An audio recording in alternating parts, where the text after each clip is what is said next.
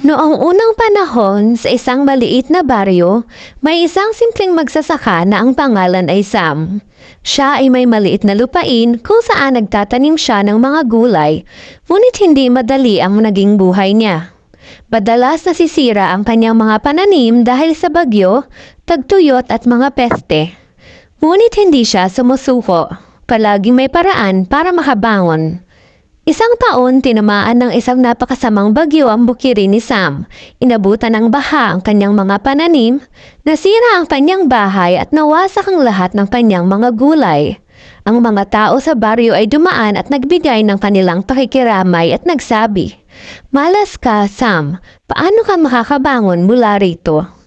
Ngunit ngumiti si Sam at sumagot, "Siguro malas ito. Siguro swerte. Tanging panahon lang ang makakapagsabi." Habang tumatagal ang mga buwan, nagsikap si Sam upang muling ayusin ang kanyang buhay. Nagtanim siya ng mga bagong pananim at inayos ang kanyang bahay gamit ang kaunting natira.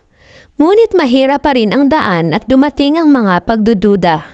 Bakit ko pa ipagpapatuloy? Paano kung hindi na gumanda ang lahat? Isang araw, isang mayamang mangangalakal ang dumaan sa baryo at nakita si Sam na masigasig na nagtatrabaho sa bukirin. Namangha siya sa sipag at tiyaga ni Sam, kaya tinanong siya, "Paano mo nakakayanan ang lahat ng paghihirap na ito? Marami na ang sumuko sa iyong kalagayan." Si Sam ay tumigil saglit, tumingin sa langit at sumagot, "Hindi ko alam kung ito ay malas o swerte, pero alam ko na hindi ako pwedeng sumuko. Sa bawat pagkatalo ko, bumangon ako, at sa bawat pagbangon ko, mas tumatag ako." Dahil sa lakas ng loob ni Sam, inalok siya ng mangangalakal ng tulong.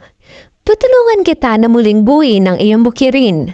Bibigyan kita ng mga binhi at kagamitan at magtutulungan tayo upang ito ay magtagumpay." Sa tulong ng mangangalakal, ang bukirin ni Sam ay muling umunlad. Dumago ang mga pananim at naging tanyag ang bukirin sa buong baryo. Pagkalipas ng mga taon, nang si Sam ay naging isa sa mga pinaka-successful na magsasaka sa lugar, lumapit sa kanya ang mga tao na dating naaawa sa kanya at nagtanong, "Paano mo nagawa iyon?" Ngumiti si Sam at sumagot, "Hindi ito dahil sa malas, ito ay dahil sa pagtiyatiyaga. Sa harap ng mga pagsubok, patuloy akong lumaban. Minsan may mga hamon na mahirap malampasan, ngunit kung hindi tayo susuko, may mas maganda pang naghihintay sa hinaharap."